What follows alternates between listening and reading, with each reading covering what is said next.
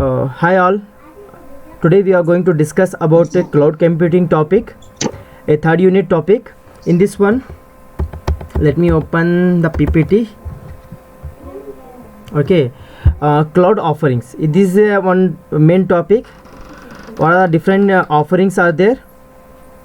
And in this one, you will get around 6 subtopics. One is information lifecycle management, cloud analytics, testing under cloud, information security, virtual desktop architecture, storage cloud. Okay, today we are going to discuss top 3 points: information lifecycle management, cloud analytics, and testing under cloud. These 3 topics we are going to discuss. Okay, when it comes to information lifecycle management, okay, the actual key points are information store, retrieval, archive, and protection. Okay, whenever it's very important in the cloud. Okay, ILM is very important as cloud is managing multi-user, multi-clients. Okay, give a minute. Okay, so we are collecting a large amount of information in our cloud. Okay, so if we are having a somewhat thousands terabyte also, then our information, our what is the storage is that will be lagging also. If you take an example of Facebook also, okay, if we are having a lots of server in acres of land, even though that also are not sufficient because that much users are using that one. So in that time, what they have to do, they have to do the life cycle of information. Means how this life cycle, it will make utilization of the resources in the best way. We'll check how it will be do. Okay, whenever any information is created, right, it is going to be processed. After processing, it is going to be stored at one particular storage, and in a cloud the memory storage will be a high level of memory storage. It's not like simple what we are using. So because lots of people and clients are using that one, it should give more performance. Because of performance effective, the cost of the hardware, it will be more. Okay, so at that point we are going to store our information, and in future we are going to use that information, or we can share the information. This is the usage of information. But after some time, after some duration of time, might be the data will get age. Okay, data will get older, so no need to require to keep the data in the same memory locations, because if you want to store the same continuous data in the same memory location, we have to pay more data, more storage. Okay, because of that reason, based on some policies, like what is the actual usage of this information, what is the life amount of duration of this life cycle, what is the actual importance of the information. Okay, how long we have to keep the information. Based on this criteria, we will keep the information into the storage. Once it is finishes, right, we make the information as a archive. Archive nothing but you can check out a zip also. Okay, or we compress the data and we make it as a off shell. Off shell is nothing but we are keeping in such a storage which cost very less to us. Okay, we'll make archive, and from the actual resources it is going to be deleted. So it will give a availability to store a new availability for new storage to store coming data, coming information. This is the actual life cycle of the any cloud. Okay, now we'll check some theoretical part. Information get processed, stored, migrated, protected, retrieval, stage is nothing but we are just checking the period of whether we have to keep the information in the location or we have to archive it. Okay, and archive for the business data. Okay, organization manage the data based on the some characteristics such as age, whether it is older, or what is the actual period of this. Okay, usage, compliance, okay, capabilities of data, policies, and how long. Example, if we are using with client, might be we have already have some service level agreement, SLA we have already written. Based on that agreement we will keep the data. Regulation and protection, what is the actual protection cost for this one if we keeping more. Okay, disaster and availability, these are the some criteria. Based on that we process our life cycle of this one. And the complete life cycle of this management is called information life cycle management. Okay, it is the established, this all functionality is established by practicing the information life cycle management, and it is very important in cloud as the information services are shared between cloud vendors and subscribers. Okay, because there will be a lot many vendors will be there, and for each vendor also many more we can take hundreds of subscribers will be there. Okay, so we have to utilize our storage capacity in efficient manner. So even though another one thing is information lifecycle management is not a new concept for the cloud only, it's an existing concept, but it is a very important concept in the cloud. Now we'll check what are the benefits if we apply this in our cloud. Okay, what are the objectives? Cost reduction. Okay, if we do ILM we'll have a cost reduction. Okay, in what sense it will be reduce the cost? In the storage capacity, hardware. Okay, even though controlling the demand also, might be using some subscriber more demand, we can give them more storage capacity and we can get a good billing. Okay, in another form is hardware software. Okay, this kind of process we can reduce the cost.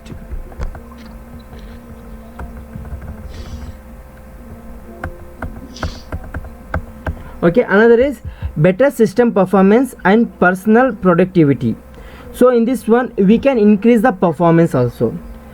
So we'll check in what the points we are going to increase our performance. The best thing is we are making best performance of the storage. Okay, improving the availability of storage to the clients. Okay, community and processing, and we'll have a good policies also. Okay, example, we can directly we can with assurance we can tell to the subscribers that one we will give this much duration for your data. Okay, that kind of policies also we can make, and increase the effectiveness. So overall, by cost reduction and performance we can check out that one the effectiveness of our application cloud performance is good. Okay, this is ILM. So in this one there are some activities are there. So using by doing this activity we can save our amount. Okay, first the initial savings. Okay, whenever we are doing the start of our cloud, right, at that time if you do this kind of activities we can save our amount. Okay, reduce the amount of used storage as a result in initial cleanup. Validate storage area network SAN requirement. So we can validate particular requirement of SAN, and based on that one we can purchase the hardware. Okay, reclaim used switches and switch ports. Validate data replication requirement in order to claim used storage spaces. Offset. Okay, develop and document information classification. Okay, and this is the best thing. While at the initial point itself we will develop a clear policies related to our information classification. What is the information, and for this information what are the characteristics are there. Develop and document classes of services, and using this information we are going to provide the services. Okay, we are doing a policies for services also. Design and implement a tied storage architecture.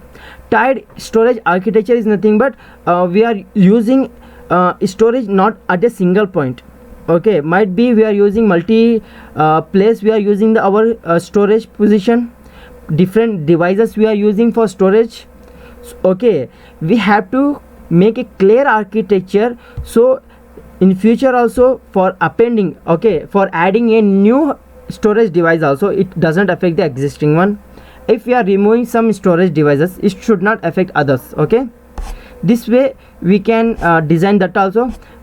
migrate existing information to low cost storage using a tied storage architecture. What is the existing information is there, so for a low cost storage we'll get, okay, we just migrate to that one, and high cost storage will keep for future.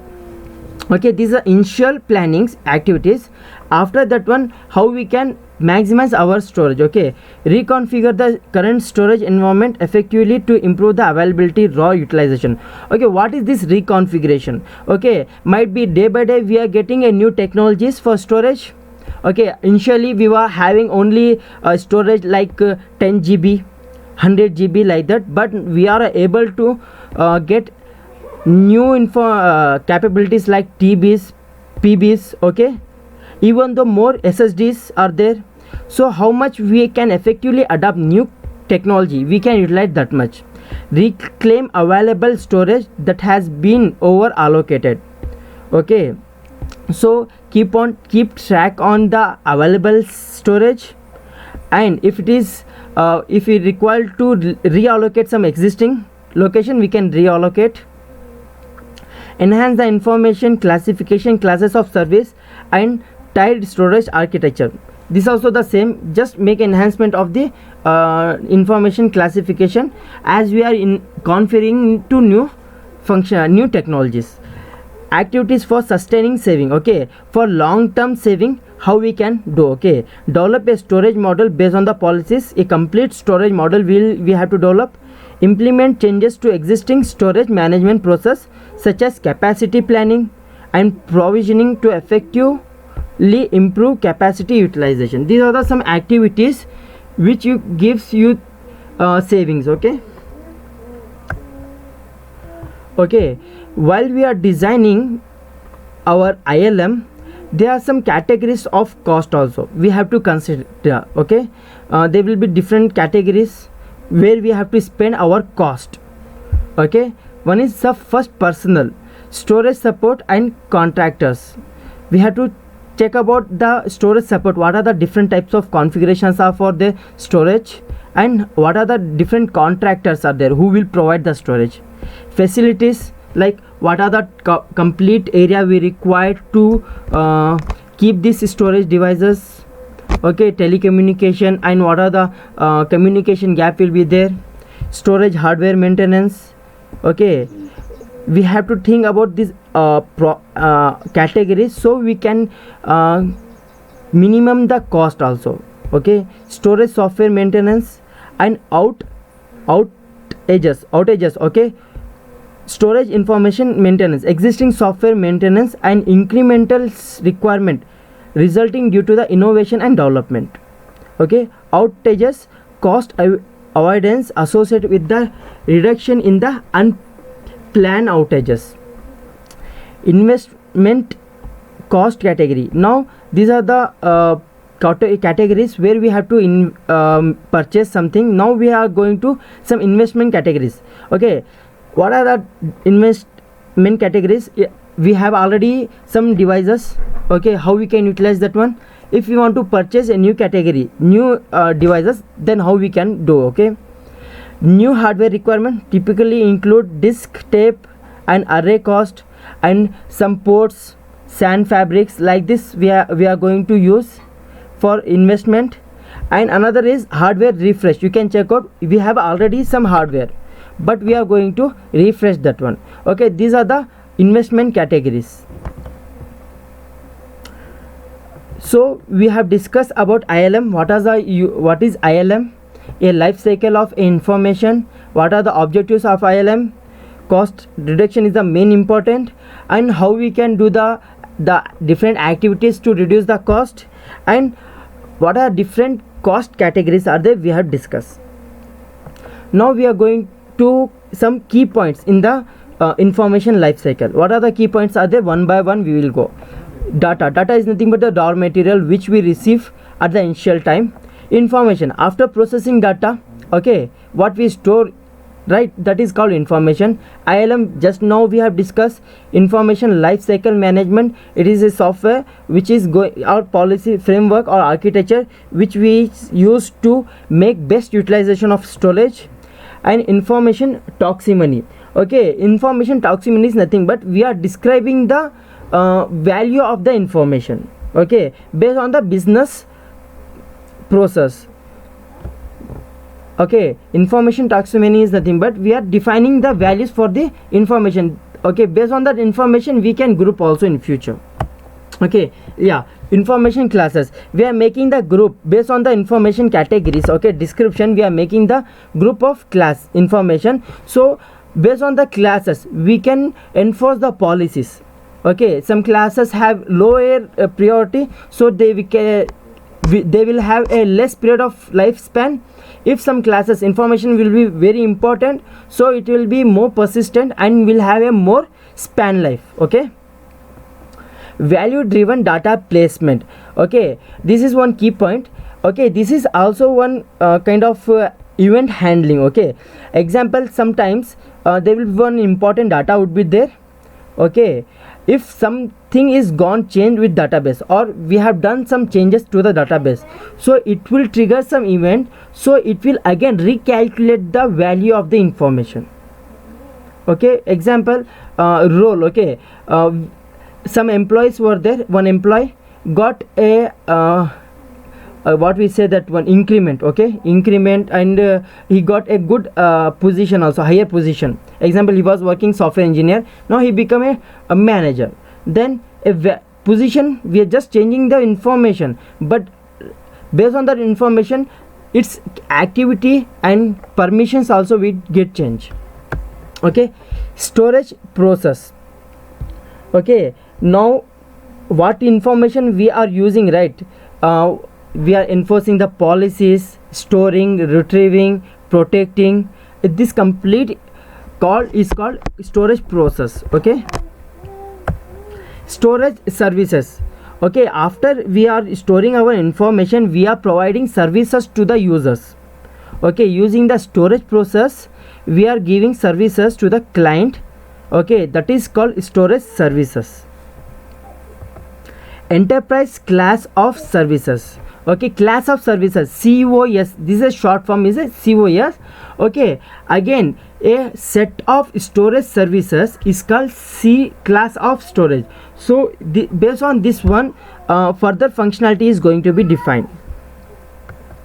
Storage tier. Okay, this is a set of hardware devices which is used to store the information. Tiered storage architecture. Okay, using the storage tier, multiple set of storage tier, we are going to make our own architecture, that is called storage tiered storage architecture. Utility based service delivery. Okay, based on the utility, okay, we are going to deliver our services of the storage. These are the one key points. We should know the information in future also, because in future we are going to use some information, some key points. These are the key points we are going to use. Okay, now the ILM, information lifecycle, is completely done. Now we are going to for analytics, cloud analytics. Okay, we have already gone through data warehouse. Okay, now cloud is nothing but we are storing a large amount of data in a storage. Okay, so now the cloud will help the data warehouse to perform the analytics. Then how it is going to be work, you can check out at the left side, one image is there. Okay, at the bottom we'll go from the bottom, internal and external data resources. Okay, data sources are there. Any analytics begins with the data sources. Okay, example, ERP, enterprise resource planning. This is a software. Okay, the best available ERP is, okay, which is a well known, is a SAP. Okay, SAP is a ERP, enterprise resource planning, which will give you the complete functionality for handling any enterprise, and it will allow you to customize the functionality based on the requirement of your organization. So it is already available, the SAP is available. If you want to purchase a SAP, okay, you have to pay crores, 50 crores, like that the actual cost will be there for ERP. Okay, operational system is nothing but individual system we are using. and we are generating a information. CRM, customer relationship management, right? CRM is nothing but customer relationship manager. That's also one resource ERP, and which will give you a good informations. Okay, POS means point of sales. Okay, whatever the industry is doing sales, right, all the information is going to gather. And benchmark, these are the softwares level. Okay, whatever we are just now discussing, these are the complete softwares which will, after using these softwares, we are getting information. So this software treated as a source for the information. Okay, after this information is collected, it is moved to the another storage called data integration services. In data integration services, first thing comes the data stores. Okay, whatever information we will do in the ERP, CRM or POS or like this software, it is firstly moved to the data stores. Okay, in the data stores, what happens, we are going to utilize a data warehouse management system. So what is data warehouse? We are doing extract, load and transform. These are the three key features of data warehouse. Means whatever the data we receive from the sources, right, we keep in the data store, and after keeping in the data store, we take the data and we make, means taking is nothing but to extract that one, clean that one and transform that one and load to the data mart. Okay, while we are loading to the data mart, in this the image you are only seeing one image for data mart, but there will be multi data marts for one data warehouse will be there. Why multiple data marts will be there? Okay, after completely flushing the unnecessary data, okay, ETL process will do cleaning and transform the data. Okay, then we will categorize the data into some classes. Okay, one data mart is belong to one class. Example, online transaction. Okay, if it is there, means there will be a complete one separate data mart will be there. Online transaction. HR management. Okay, one data mart will be there. Separate functionality, one data mart. And after ETL process, we will decide, the data warehouse will decide in which data mart it has to move. Okay, after this one, we receive the data, we ETL process is done and we store in the data mart. Now OLAP is start, online analytical process is start. Okay, the OLAP will use the current data from the data store as well as it will use the data from the data mart.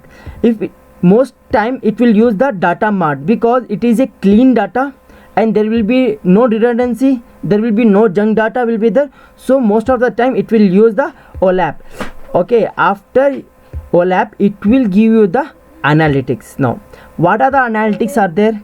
Okay, when it comes to any business, okay, we'll check for seasonal. Okay, if we are coming to Amazon only, Amazon, Flipkart, okay, like this online shopping centers only, what they will do, they will order the product which required in future. Example, now the summer start from the March. Okay, they will order the things for summer products in the January only. In the January only they will collect the last year database and they will process the database and they will check which is the most sold product. Okay, after that one they will decide this product we have to take and we have to sell on Amazon or Flipkart. Okay, this is called future prediction. That is nothing but forecasting. Okay, future prediction. So we are making some decision also which product we have to take. Okay, statistical analysis means the cost effective analysis, data mining, text analysis, decision analysis, decision module, predictive module and optimization. Using the last data we are going to check how best we can utilize. Okay, example, purchasing 100 items at a time or 50 items at a time, it will give optimization. Take 50 and purchase other product also, and meanwhile you can purchase another 50 when it is getting over. Okay, that kind of analytics it is going to be happen. Okay, after this OLAP will do this kind of analysis and it will be shown in one interface that is called dashboards or reports. Okay, the dashboard and reports is going to be displayed to the user. This is the actual way of cloud analytics. Okay, we have discussed the internal data integration and analytics model and business intelligence reporting. Okay, this is the things it is going to be happen in. So we'll quickly go through some theoretical part in the cloud. Okay, so we'll check one simple definition. Cloud analytics helps user in consulting domain and will ensure better result by providing better forecasting techniques to analyze and optimize the service line and provide a high level of accuracy. Okay, so it is the analytics for consulting a domain for websites or any software or any organization for better result. Okay, for better result means efficiency. How it is doing? By giving a better forecasting techniques. Okay, forecast techniques is nothing but the analytics models and optimize the service line. Okay, whatever the service that domain is giving, right, that is making a optimization in that one and making a high level of accuracy. Okay, this is a definition for cloud analytics. Now what are the capabilities of this cloud? Okay, some of we'll discuss now. There is a lot of, it's somewhat like ocean. Okay, capabilities of analytics just like ocean.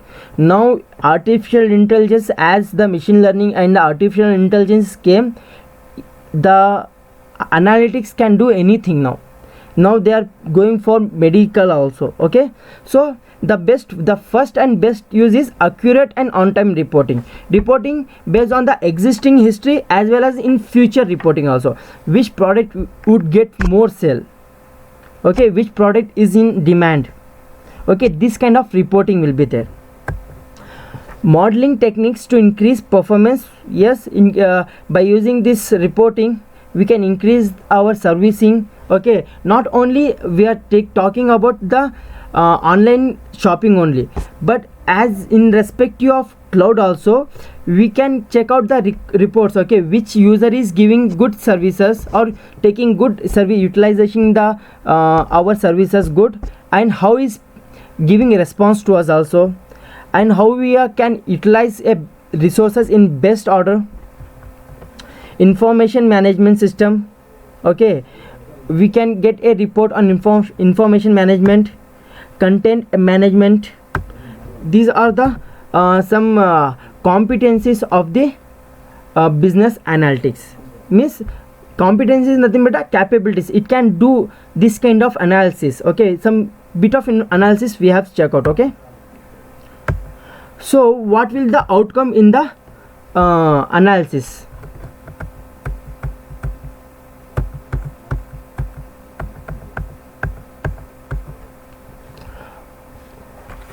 Okay, so whenever we are doing any analysis, it has a lots of outcome, but what it will do for for our academic session, faster decision making policies.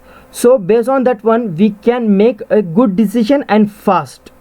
So we are getting a complete reports and analysis, so we can check out how our devices, hardware devices utilizing, how our services is going to be utilizing, and what is the remarks, what is the response we are getting from the clients, and how we can improve also.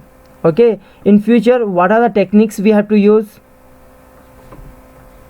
and increase business result, increase profitability, reduce the cycle time. Means increase the profitability, it will increase the profitability and reduce the cycle time. So in a quick manner we will get the output. Okay, in right side again you can see the same architecture with some extra information. Extra information is nothing but the whatever the database middle layer and runtime environment is there, right? Below that one the information is extra. In this one these are the output of this one. So what are the, wherever we can use the business cloud analytics in the open architecture, risk and compliance control, governance and controls, identity and access management, access and intrusion management, service level agreements. We can use this analytics. Okay, we can improve the service level agreement, SLA also, and service accounting, performance, capabilities, availability, configuration and management, deployment and provisioning, data protection, infrastructure services. Okay, these are the places we can use our cloud analytics. Okay, this is about a cloud analytics. What we have discussed about cloud analytics is one simple definition. What are the capabilities of cloud analytics and how our cloud analytics is going to be work as a one diagram we have seen, and cloud analytics outcomes we have seen. Okay, now the next topic is testing under cloud. Okay, now we have seen information lifecycle management and cloud analytics. Now we are going to check out about testing under cloud. Okay, so if I want to develop any system, any software or services, and I need to do the testing also, because if we are developing anything we should have to do test. Example, if we are spending one example I'm just giving, okay, some resources for 40% for development, then 60% of resources will be used for testing, because we should have to give a accurate product, right? Because of that reason, development and testing both combined, it will cost you more. Even if you are using a cloud environment, if you are developing any cloud environment, okay, then you have to invest more money on development and testing. Because of that reason, we don't have to spend more amount. Now what they are doing, they are providing a cloud environment in which we can develop our cloud as well as we can test our cloud and services. Okay, that is called testing under cloud. Okay, in this one, what is the actual make sense is that one sorry, so it will minimize the development and the testing cost for the vendors. Okay, it will provide, the cloud will be provided the same service for multiple vendors, so multiple vendors they can utilize the same cloud for development and the testing.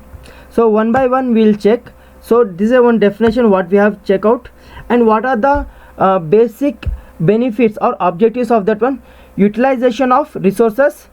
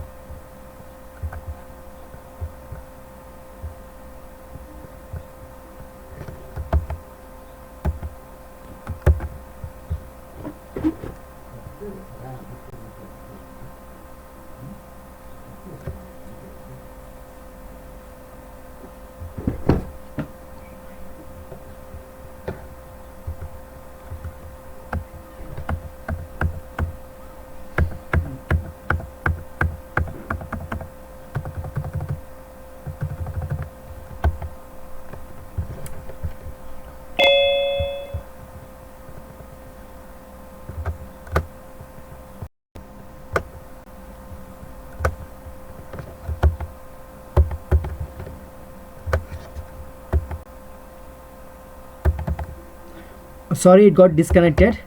Okay,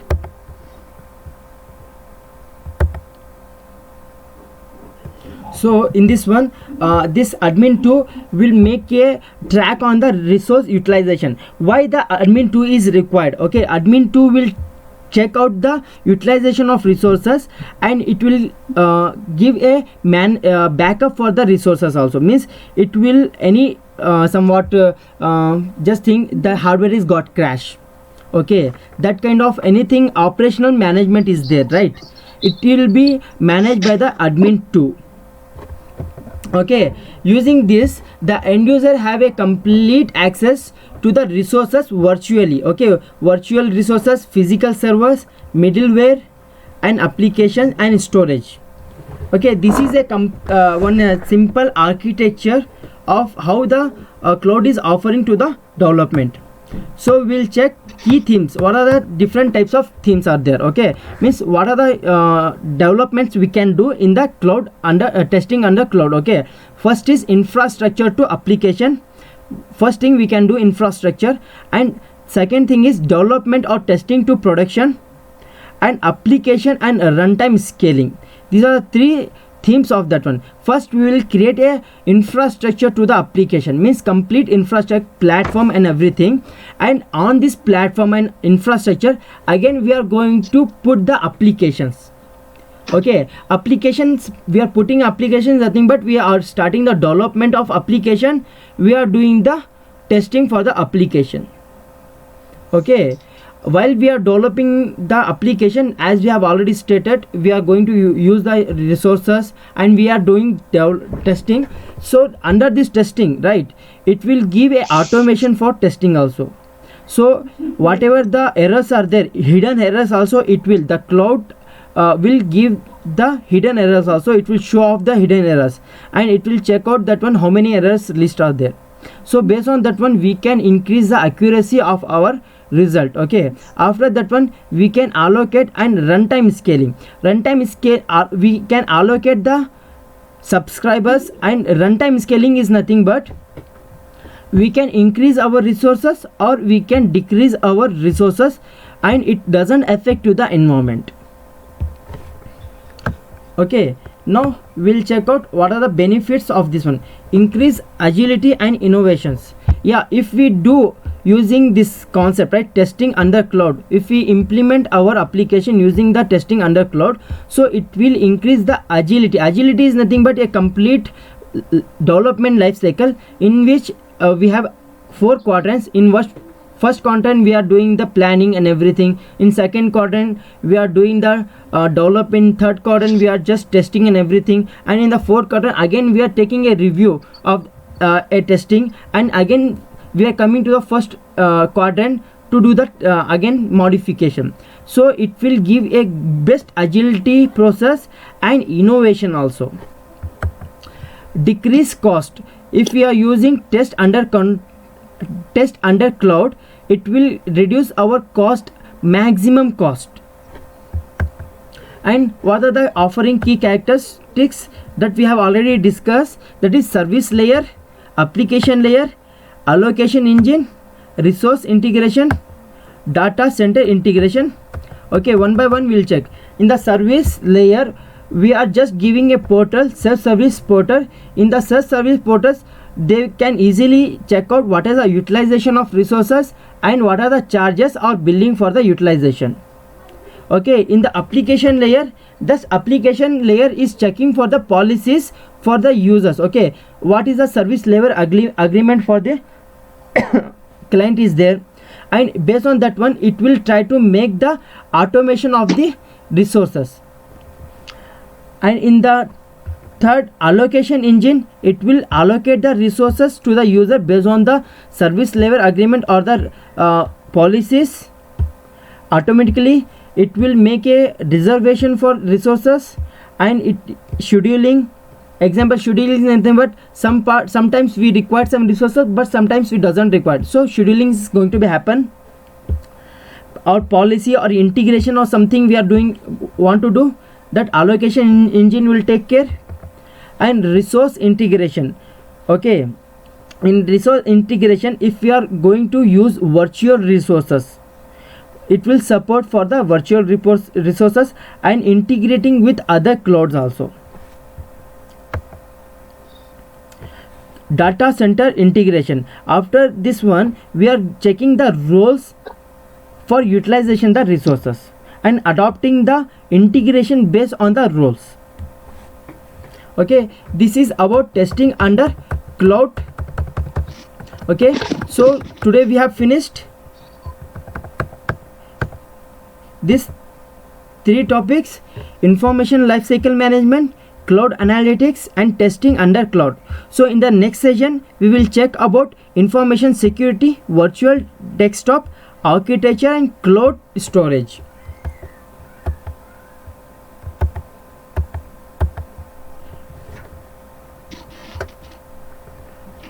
Hello all, if you have any doubt you can ask me.